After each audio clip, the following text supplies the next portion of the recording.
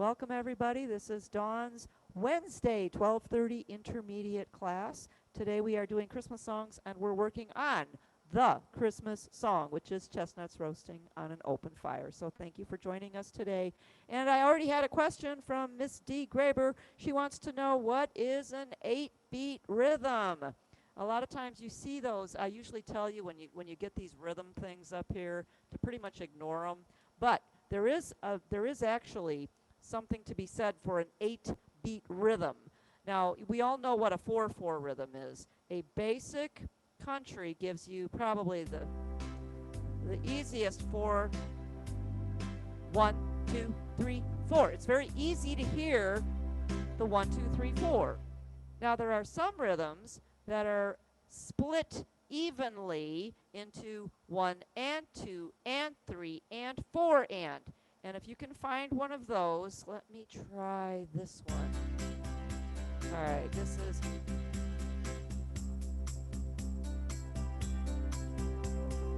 one and 2 and 3 and 4 and 1 and 2 and 3 and 4 and. This is contempo folk style. There are others that are even better. Let me try this one. That's a shuffle. That's different. That's a shuffle. That is your basic contempo. Your soft and easies a lot of times are going to divide into the 8-beat. This is an easy 4/4, soft and easy 4/4, or on the smaller instruments it's smooth full band. And you can hear there's always a beat in between. 1 and 2 and 3 and 4 and 1, 2, 3, 4, 5, 6, 7, 8. So a slow 8-beat, this could also work. A soft and easy 4/4. Most of your soft and easies will divide into an 8-beat if that's kind of what you want. It also, your 1-beat and your 3-beat are so similar that you can hardly tell which one is the 1 and which one is the 3. Another 8-beat would be a polka. 1 and 2 and 3 and 4 and 1 and 2 and 3 and 4 and. So if you have a fast 8-beat, a polka, and if you see it, it doesn't even do 1, 2, 3, 4. 1, 2, 1, 2, because they're so even. You can't tell the difference between the 1-beat and the 3-beat. And there's always a beat then in between. 1 and 2 and 3 and 4 and. A ballad is not good for an 8-beat because a ballad is going to divide things by 1, 2, 3, 1, 2, 3. Those are better for some of your 6/8 backgrounds. For example, your 50s love songs. 1, 2, 3, 4, 5, 6. 1, 2, 3, 4, 5, 6. Can you hear it? Or your cat memories. 1, 2, 3, 4, 5, 6. 1, 2, 3, 4, 5, 6. Okay? So do not use cat memories for an 8-beat. Does that help answer the question? Wonderful World is also a nice 6/8. Now 6/8 and 4/4, because it's going to count on your counter here 1, 2, 3, 4, but it's going to give those inside beats as 1, 2, 3, 4, 5, 6, 1, 2, 3, 4, 5, 6. Does that help straighten things out, or did I just confuse you? That's fascinating. No, that's really interesting. That's very helpful. Thank you. Good, good. Yep. There are differences in your rhythms, and the more you play around with them, the easier it gets. Now, that being said, some of you like to play something on A Wonderful World, and it maybe calls for an 8-beat. If you can make it work, if it sounds right to you, then it's right. But don't fight with your rhythms. Use your rhythms then to guide how you play it. It's so that you're playing along like you're playing along with the radio. If you can sing along with the background, then you've got a good background. But that's some of the differences between 8-beat, between the 6/8 ballads. So that should help you a little bit. All right, today's song is the Christmas song, which is Chestnuts Roasting on an Open Fire, or as one of my older management people said at one time, chipmunks roasting on an open fire. That's a very strange concept. But this is a wonderful song. And if you take a look at who wrote the song, look up in the corner and see who wrote the song. Here's your trivia for the day. Mel Torme. You didn't know he was a good songwriter, did you? Well, now you know. So if you ever go on Jeopardy, now you know the answer. He wrote this song along with Robert Wells in 1945. It was actually written in July, when I think before air conditioning, and Wells was just trying to stay cool by thinking cool. So he started writing down cool phrases like Jack Frost nipping and folks dressed up like Eskimos. And he started putting those phrases on a piece of paper up on his piano. And Mel saw the phrases, and 40 minutes later, this song was written. 40 minutes was all it took after he wrote a couple of phrases about thinking cool, trying to stay cool. So I think that's absolutely amazing. Now, Nat King Cole Trio was actually the first group that recorded it in 1946. Mel Torme has recorded it several times himself, but the most known version of this is by the Nat King Cole Trio. He recorded it in 46. He recorded it several more times. The last time, in 1961, he recorded it with the Nelson Riddle Orchestra, and that's the version that normally gets played on the radio when we hear this song on the radio. Okay, good trivia, huh? Good trivia. All right, now I'm going to add a few chords. Now the reason we don't have as many people in class today is that I did this song in my morning class. So they decided, we don't have to do it again. So I think they all went out for a party this afternoon. Am I adding some extra chords? Yeah, but not a lot. I am not adding, whoop, here comes Marilyn. I am not adding all the super hard ones. I am just adding some because I think you can. I'm going to push you. Now remember, the chords that I add are optional. You do not need to put them in. There's quite a few chords in here already. But what I'm going to teach you is the major 7. Now remember, a regular 7 is always optional, always. Because a regular 7, or what they call in the music business a dominant 7, is the letter minus 2. So if you are on like a G7, you count down 2, 1, 2, counting the black ones. So an F and a G make a G7 chord. And it's a moving chord. Your ear is waiting for the next chord. You can't just end a song here. Your ear is still going, wait a minute, I still need that other chord. So if I played a C7, it's still a C chord, but your ear is now waiting for it to resolve to that chord. And that's just the laws of music and how it sounds. So a dominant 7, a regular 7, is completely optional every time. You don't need it. Now, a major 7 is a jazz chord. You can end a song on a major 7. And here's how it sounds. Oh, is that a sweet sound? That's a jazz chord. You won't see a lot of those in country music or polkas because that rock and roll, because the jazz chords don't belong there. They just don't. There's not enough strings to play those in country music. But they're so sweet when you have some music like your pop music, your 70s soft and easy music, your easy listening stuff. The major 7s are gorgeous. And the rule is the letter of the chord minus 1. It's always the next one down. So an F, you go down to the E. And if you look in your window, it's going to say F, capital MAJ7. And it's a really pretty chord. And that works for any major 7. It's the letter minus 1. And I'm going to give you, if that's the only thing you learn today, is an F major 7, you are 100% successful. So right next to your F, the very first F, capital M-A-J-7. Do not write a little m, because if you put a little m, it's too easy to confuse that with an F minor. And you most definitely don't want the minor sound. You want that major 7. So F, capital M-A-J-7. And your two notes are E and F, elephant and fish. The C7 is fine. Now remember, you can just play C because the 7s are optional. It's above the box. You don't need to play it. But if you wish to play C7, it is C and B flat. The next Dawn, measure, yes.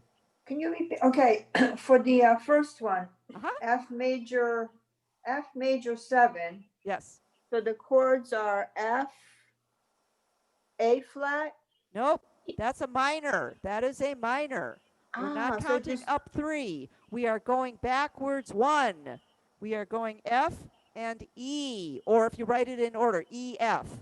Always go okay. bottom up. E, F. Those are the only Okay. 2 fingers you need, E and F. Okay, thanks. Yep. Yeah, don't be confused with the major 7s with minors at all. It's a completely different sound and a different function. Okay, thanks. You're very Dawn, welcome. what is the rule again for a major 7? Major 7 is the letter minus 1. It's the next key down the keyboard. And yes, you have to count blacks as well. Thank you. You're very welcome. All right, the C7, that's optional. That's the letter minus 2, so it's C and B flat. The next measure, F, C, those are fine. Over the word Jack, Jack Frost, that F, put next to it a major 7. Make that an F major 7, and it's E and F. Capital M-A-J-7. Dawn, if we write capital M and a 7 to save space, are we breaking that Yes. terrible rule? Yes, you can. No, you can do that. It's just that I always like to do the M-A-J so as not to confuse the big M with the little m. Little m, Because if you okay. see an FM, too many people think F minor. If you see an F M-A-J, you know right away it's the major 7. If you want to just do F, if your capital M's are completely different from your little m's, then you could just do F capital M7 to save space. Okay, the F7 is optional, and again, there's no box around it, but you can play it if you want. The F7 is E flat, F. Good heavens, my air conditioning guys are here, and they just turned my air conditioning off. Oh. Turn it back on! Wow! Did it get hot in here fast? Woo! I might start stripping my clothes off, so look out. What? And that's not pretty. Second line, B flat. Make that a B flat major 7, capital M-A-J-7. And your 2 notes, now follow the rule, it's B flat minus An 1. A. The first A. chord of the second line. The first chord of the second line. Oh my goodness. Woo! And your 2 notes are A and B flat. Now that's a little bit harder to play. I still play it with my thumb on the B flat and my pointer on the A. It's not as easy to play. Or you could actually switch and do thumb and crossover, because once you get to chords like this, sometimes fingering doesn't matter. But I still play it with my thumb on the B flat and my pointer on the A. While you're there, can I ask a question? Yes. Did you look in that box where it says B flat? There's an arrow going left. Then there's an Yes. arrow. Yeah, you're going to tell us about that? Yes, I can tell you about that right now if you want. It took Please. me 10 years to figure out what those stupid arrows meant.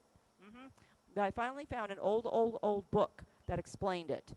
That was the easy play method, the cheat sheet, before single fingered chords actually came into existence. So if you look on the B flat, there's an arrow on the bottom pointing Going left. to the left. Left. So what that says is if I'm playing a 3-fingered chord, my lowest note is going to be a flat. Because flats go down, remember? Yep. So then you go to the A, and you've got it in the middle position, you've got an arrow going to the right. So that tells me, in Easy Play years ago, that a 3-fingered chord, the middle note is going to be a sharp going up. And then you have the B flat minor, and you have 2 arrows going backwards. So what that tells you is that the bottom note and the middle note are flats. Now you know. It took me 10 years to figure that out. I'll wipe those out. Yes, you can. You may, absolutely. If you want to get rid of some of that and not have to worry about what those are, because they are kind of distracting, get your white out and just get rid of the arrows. All right? The A7, okay, back to the beginning of the line. We did the B flat major 7, A and B flat.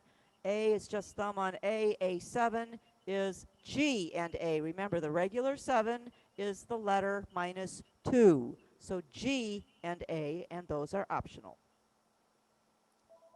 D minor, D and F, B flat minor, D flat, and B flat. Dinosaur flat and butterfly flat. And when you have the little m, you must play 2 fingers. You cannot cheat on that. The F chord is good, and the E chord is fine. The E7 chord, if you wish to play it, is D and E. Dinosaurs and elephants. Let's go to the third line. The first chord is an A. If you wish, you may make it an A major 7. A, capital M-A-J-7.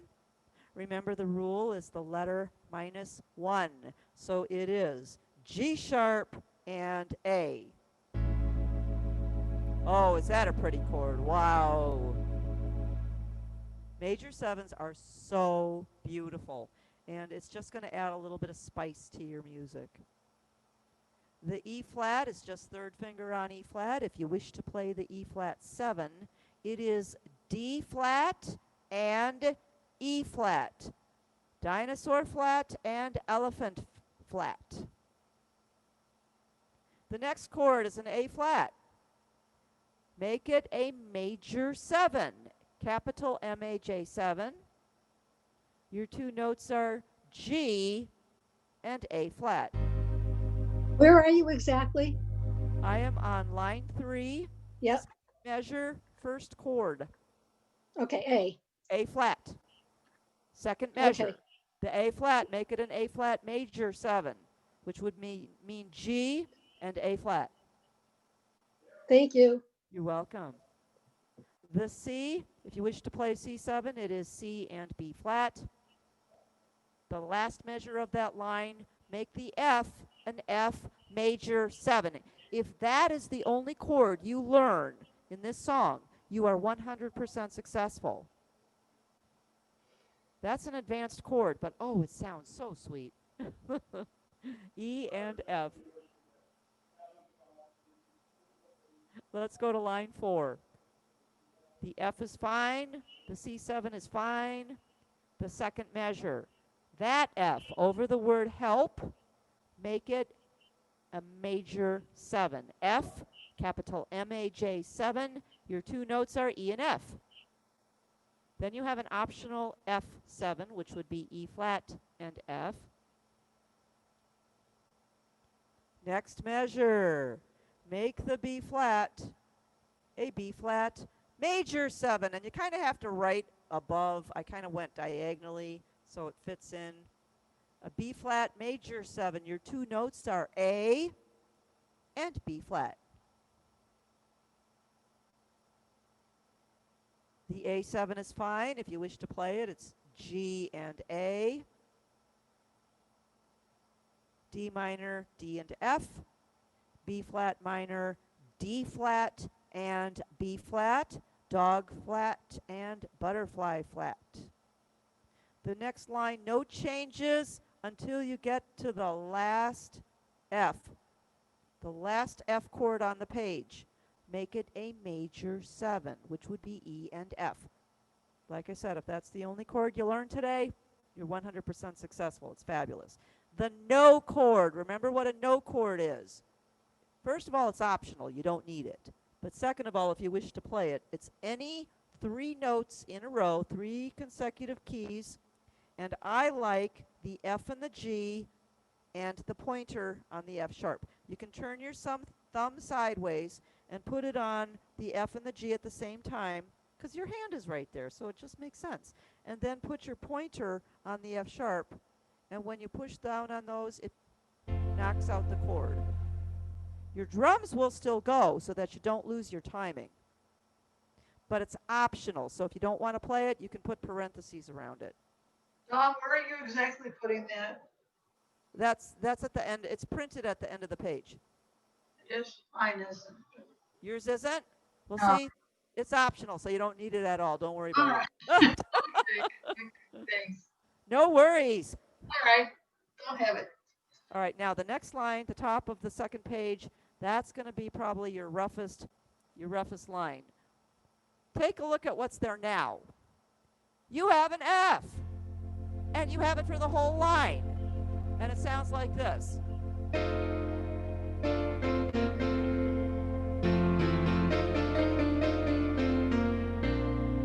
Okay, now I'm going to change it to this, and you tell me what sounds better.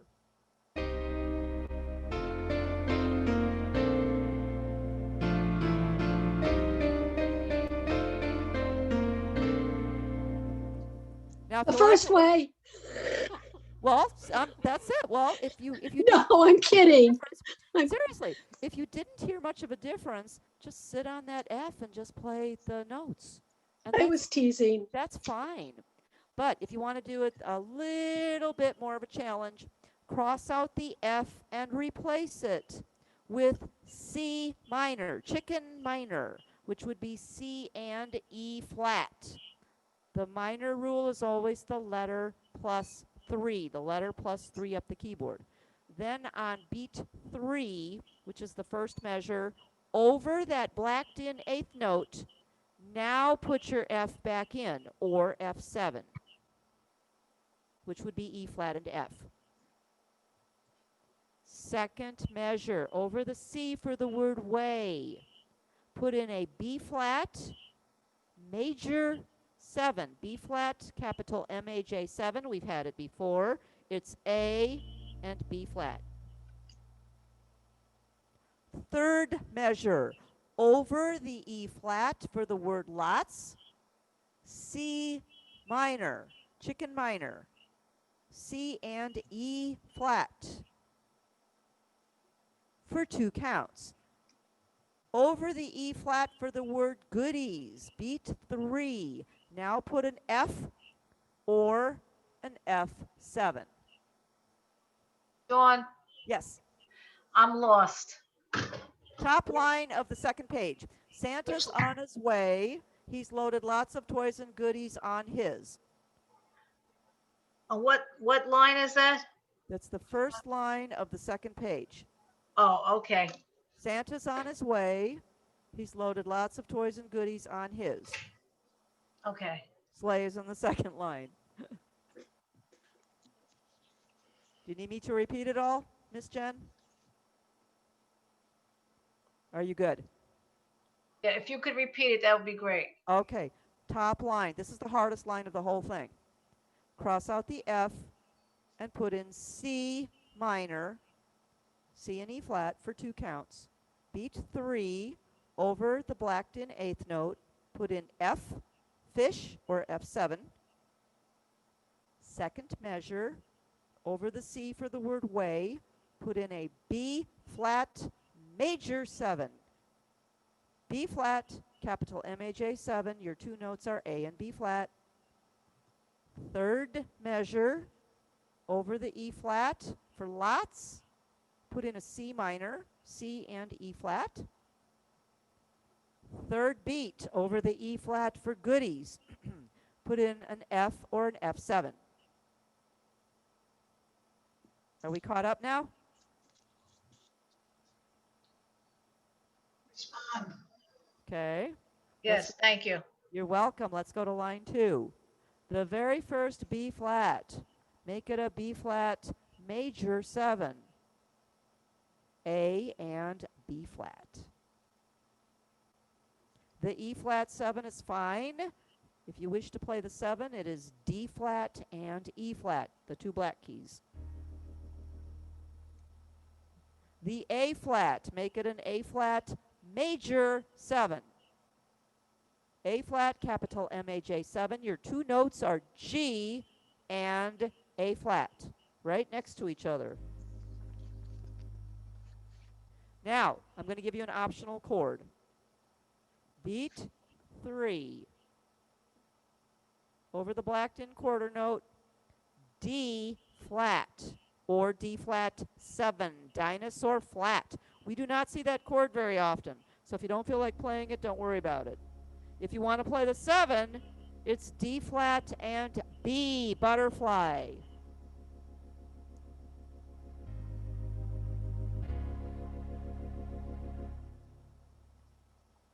But that's an optional chord, don't worry about it. The next line, D minor is good, G7 is good. Second measure over the word fly, cross out the C and replace it with G minor. G minor is G and B flat.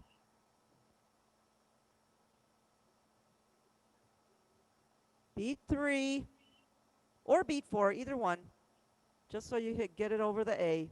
C or C7, put that back in. Next measure, make the F an F major 7. Here we go again. You should know this one by now. E and F.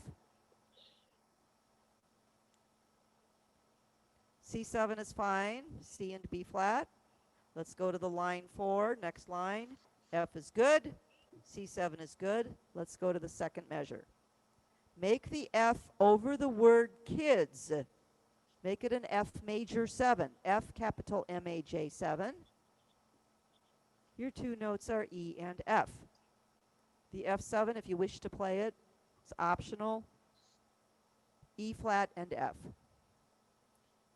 The B flat in the next measure. Make it a B flat major 7. You kind of have to write it slanted so that you can fit it in. All right, so B flat major 7 is 2 notes, A and B flat. Right next to each other. The A7 is good, G and A. D minor is D and F. B flat minor is D flat and B flat, dinosaur flat, and butterfly flat. The last line, the only change is the last chord. The last chord is an F major 7. How could you guess? It's E and F. I'm going to play the song on song setup, and it actually comes up to, Dawn, yes, could you repeat line 3? yes, line 3 on the second page. Yeah, the second measure, Second measure, cross out the C right? and replace it with G minor. Okay. And then beat 3, put in a C7. Okay. Then make the F an F major 7, E and F. Okay. And that's it.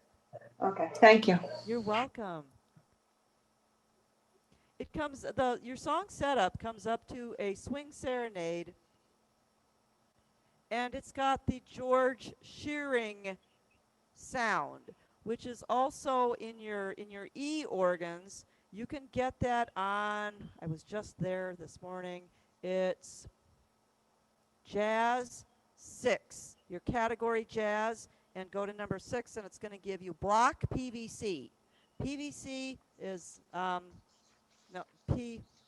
piano, vibes, it's PVG, piano, vibes, and guitar. because that's really what the George Shearing sound is.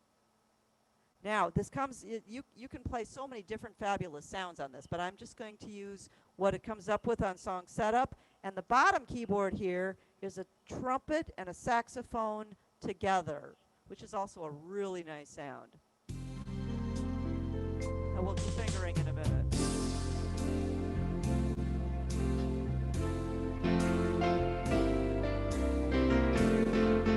Now remember, I'm not playing it the way it's written.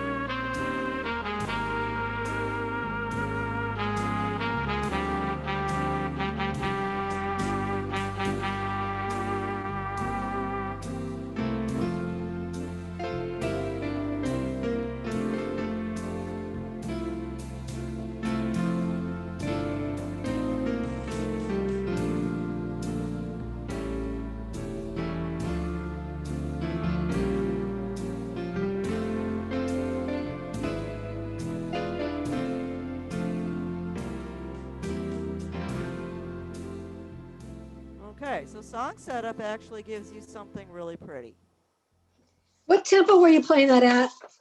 That's at 70. 70, Okay. 70 beats per minute. Okay. That's what it comes up as. Now, if you don't have the swing serenade, what else works? Soft and easy, easy 4/4 is absolutely fabulous. Now that comes up at 64, so make sure you put it up to 70. On the smaller instruments, the easy 2s, 4s, 10s, it is smooth full band. Smooth full band. Put it up to 70. That's going to be a beautiful background. Now the preset that comes up on that is actually piano and strings. That actually is very beautiful, piano and strings.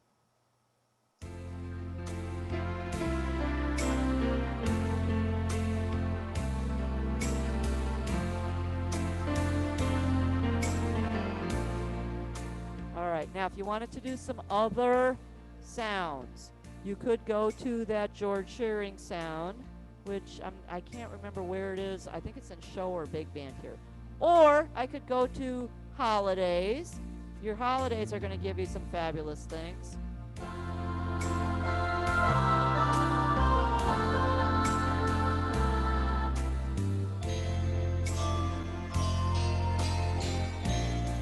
I'm just going to go down the line.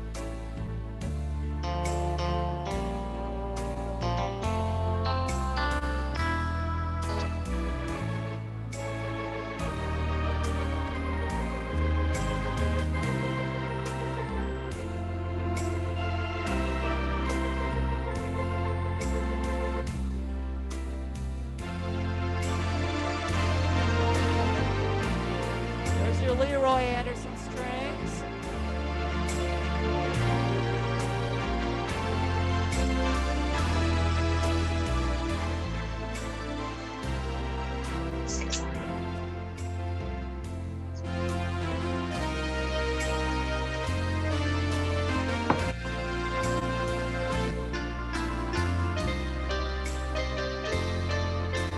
You're not going to like them all. You're going to find some that you do like.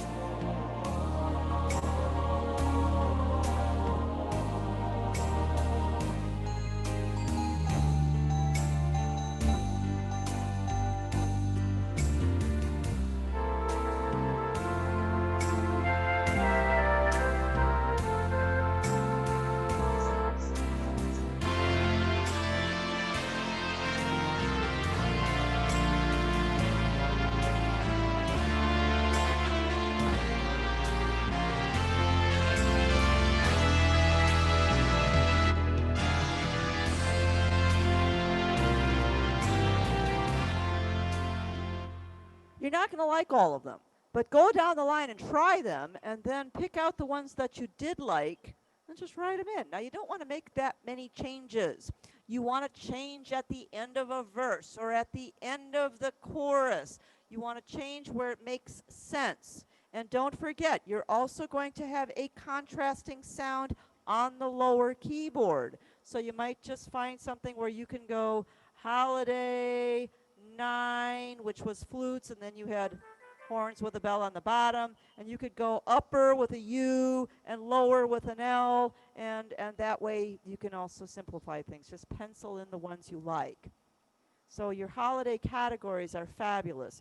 You can never go wrong. If you've got the smaller instruments, how can you make a pretty sound? If I'm on smooth, like let's say I'm on an easy 4. If you've got smooth full band, you could come over to this side of the keyboard and go to your mallets and go vibes. It might be under mallets and it might be under more, but find your vibes and then combine your vibes with one of 3 things: strings, vocals, or organs. This morning I think I did vibes and organ, and the class really enjoyed that. So I'm going to do vibes with an organ sound, and we're going to put it on duet.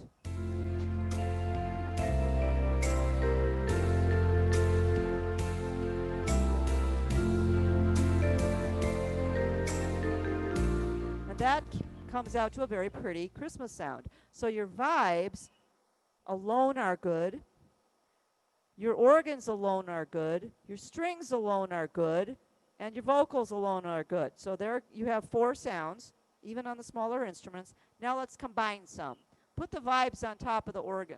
Put the vibes on top of the strings. And put the vibes on top of the vocals. That gives you 3 more Christmas sounds. So even the smaller instruments can have beautiful Christmas sounds.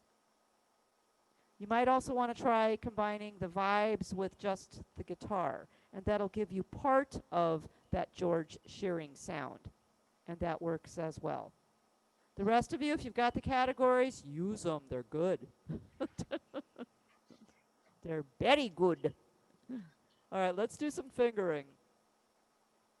This is a challenge song, and if you think it's a little hard for intermediate, I can tell you who to blame. But he's in class right now, so I don't want everybody to beat up on him. No, this song is absolutely gorgeous. You can do it. If I didn't think that you could handle it, I most certainly wouldn't have added even extra chords. You can do it. Remember, if the extra chords are a little much, just play the chords in the box. Don't even worry about the extras. Just do what's in the box.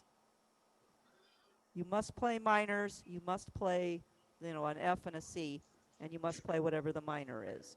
What chord for the intro, Dawn? The intro can be an F or an F major 7, either one. Good question. This is in the key of F. So either an F or an F major 7 will give you a fabulous intro. Let's do some fingering. Now, I have 2 sets of fingering for the first phrase, and it really depends on how long your fingers are. If you have short fingers, you're going to want to do this. First of all, the first F is a 1. The high F, if you have short fingers, make it a 5, E4, D3. The C is a 1, so you're going to go from a 3 to a 1. So you might want to put a little arrow on the C if that's what you're going to do. If you have longer fingers, it's low F1, high F4, E3, D2, C1. So it's either 4, 3, 2, 1, or short fingers, 5, 4, 3, 1. The B flat for both of them is a 3. A 3. Put a circle around it. You are crossing it over. Next measure, A2, A2, A2. Low F1. High D5. C4. B flat 3. A2, G1. Second line, F2, put a circle around it, you're crossing it over. Second measure, F2, F2, G3, G3, F2, G3. A1, circle it, you're tucking it under. If you don't do that, you're going to run out of fingers real fast. C2, D3, E4, D3. Third line, C sharp 2, C sharp 2. This is a little tricky right here, just to understand what it even is. E flat 3, D flat 2. If you notice, C sharp and D flat are the same key. Same finger, same key. So it's C sharp 2, C sharp 2, E flat 3, D flat 2. So you have to just know in your head what you're actually reading. C1, B flat 2. Circle it because you're crossing it over. Next measure, C3. Now put a check mark. You're going to take a breath with your hand. You're going to lift it and move it a little bit.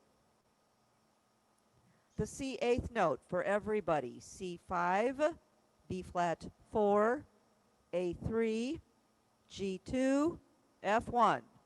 Just like we did at the beginning is the next measure.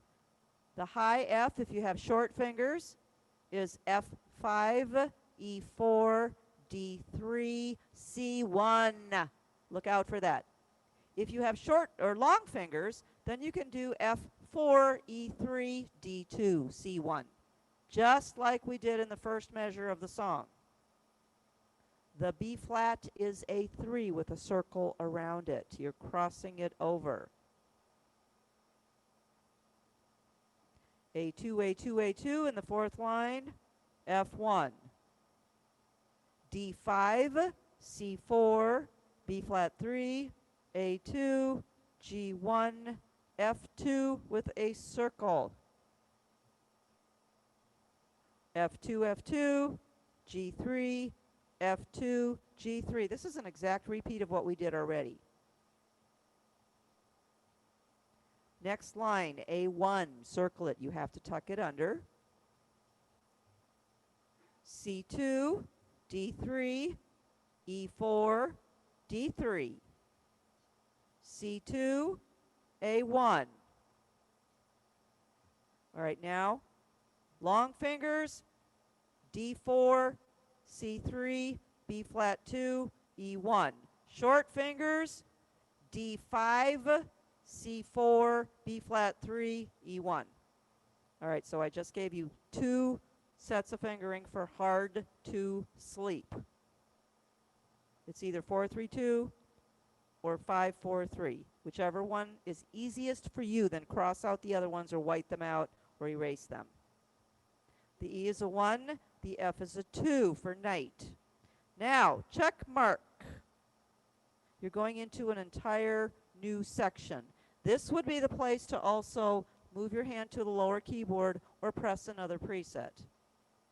F1, E2 with the circle. F1, you're going to do one of these. You're going to do an F1, crossover, bring your thumb right back. 1, 2, 1. Why am I going to do that? Because you have to reach way up to that E flat. So at the top of the second page, E flat is 5. D4, C3, put a flat in front of that B, by the way. It should be a B flat. Make it a 2. C3. F1, E2 with the circle, F1. That same motion so that you can reach up there. Lots of toys. E flat 5, D4, E flat 5, D4, E flat 5, D4, C3, B flat 2. Second line, C3. Now we're going to do it one more time. F1, E2 with a circle, F1. If you have to sit and do that to get comfortable with that crossover, go ahead and do that. D flat 5, C4, D flat 5, C4, B flat 3, A flat 2, B flat 3, A flat 2, B flat 3, A flat 2. The next line, G1, G1, G1, G1, G1. All the G's are 1s. The A can be a 2 or a 3, whichever one's easiest for you. The low F is a 1, and we're going right back to what we did at the beginning of the song. So I'm going to give you the 2 sets. If you've got long fingers, it's F4, E3, D2, C1. If you have short fingers, it's F5, E4, D3, with a little arrow on the C to the 1. B flat 3 with a circle, you're crossing it over. Next line, A2, A2, A2, A2. F1, high D5, C4, B flat 3, A2, G1, F2 with a circle. E1, F2, E1, F2, G3, F2, G3. Next line, A1, circle it, you're tucking it under. If you don't, you're going to run out of fingers. C2, D3, E4, and that little fermata means you can hold it as long as you like, or not. F5, D3, C2, F1, G2, and F1. Now the good news is it's only 70 beats a minute. It's slow. So learn it in sections, and usually pop music is 8 measure sections. 1, 2, 3, 4, 5, 6, 7, 8. Yep. Actually, it's 7.5. If you learn it in 8 measure sections, if you learn the first 8 measures, you have 75% of the song learned, because that's going to repeat. And then you have the bridge. The bridge is Santa's on his way. And then you go back to the first part of the song. Typical popular music song pattern. Question. Yes. As we are learning to play our major sevens, is it okay, for example, to learn the F major 7, play it independently from all of the others? Or once you go down the road of using major 7s, will it sound strange if you don't use them through the entire song? No, you can use them wherever you want.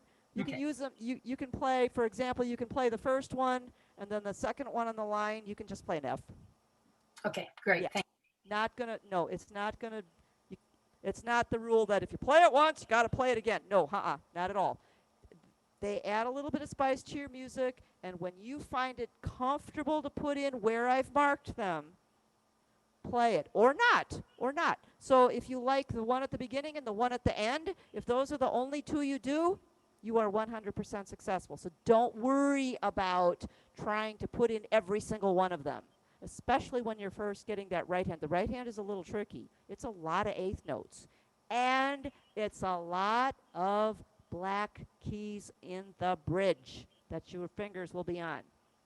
So it is a little bit tricky. Work it slow. The good news is you've got 10 days until Christmas to learn it. And if you don't master it by this Christmas, you have 365 more days to learn it next Christmas. It's a fabulous song. It really is. We need to have a song. Boy, that took up the whole hour. What would you like me to do for next week? Next week we can do Christmas again if you would like to. So somebody pick one.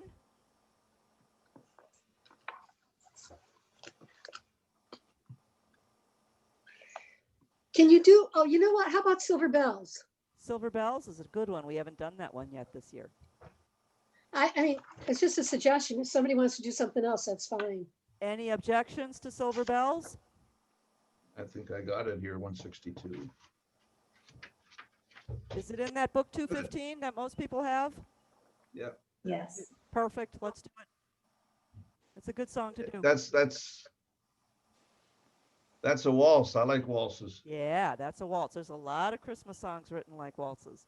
Ooh, I'm so happy you're happy.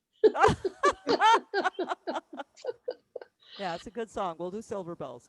All right. I'm going to play it one more time, and then I will let you all go to the beach. Let's do Soft and Easy, and let's do. I like number 9 on the holidays. That's pretty.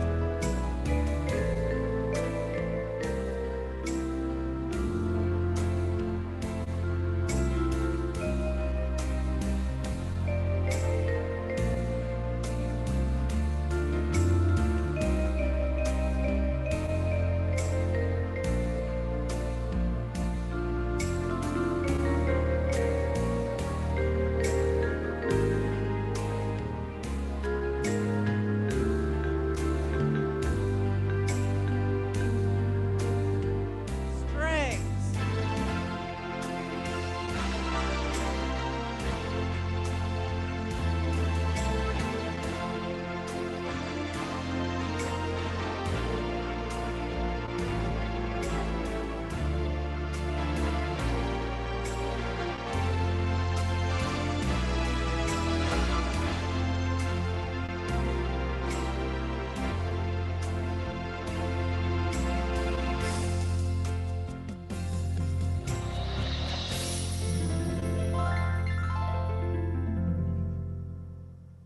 Oh, Oh. Very cool. You guys are really, really awesome. Thank you. Are there any questions at this point before we go? I have a couple of chord questions, which nobody else needs to listen to, if you don't mind. Go ahead. Well, on this song, there's all these flats, and yet on the first page in the third row there's those 2 sharps, which to me just seems incredibly rude, especially since it's the same as a D flat. Yep. Why would they do that? Oh, I was because wondering. yeah, that's probably because in the scheme of things, if you're going linear, you're just coming from a D, and so it's probably easier to read the C sharp that it would be going down. See, if you just put a D and then a D flat, they don't do that all that often because then it's kind of, it looks like it's on the same line. But because it's split up like this in 2 measures, they could have done D flats and it would have been absolutely easier for us to read. But coming from that D to a D flat, they usually don't do that because they're on the same line. And so it doesn't give that appearance of going down to the next key. And that's the only reason. Oh, Yep. okay. That's the only reason. There's no other, that's what they do. They try to make it as easy as they can for us as easy players to read the sharps and the flats. Yep. But, Okay. but yes, I agree with you. From C sharp going to an E flat and a D flat is very ridiculous. Oh, thank you. I have one other question. Okay. I noticed in here that we added the major 7 on the F when the note was an F. We turned the chord into a major 7th. Uh-huh. Is that something you can do with other notes? Like if it's a D, can you do a D major 7 or a C major 7? Yeah, yeah, yes and no. You can try it. I used an original piece of sheet music, a different arrangement for this. Always, always let your ear be the judge. It's kind of like sevens. That you can't always put a 7 on a chord, but use it at your discretion. Major sevens you can get away with more than a regular 7 if you're playing major sevens anyway. So again, it's for like your 70s easy listening songs, used a lot of major sevens. Your jazz standards, you can get away with using some major sevens. Country songs, probably not.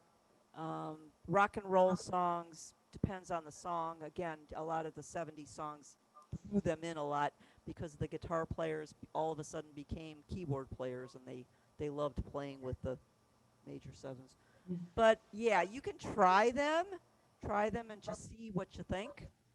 The reason I ask is because in this book, 215, which I loved, it has a lot of the old time classic Christmas carols, and they seem to have hardly any chords. So there's these long times when you're just not, and I don't know what chords to add. So any little tricks would be really helpful. Sometimes, like in the case of like Little Drummer Boy that we did, you notice there's not that many chord additions to that. Back in the day when we were writing hymns, they had a tendency to put one chord per note because you got to remember, what were they using? They didn't have instruments like this.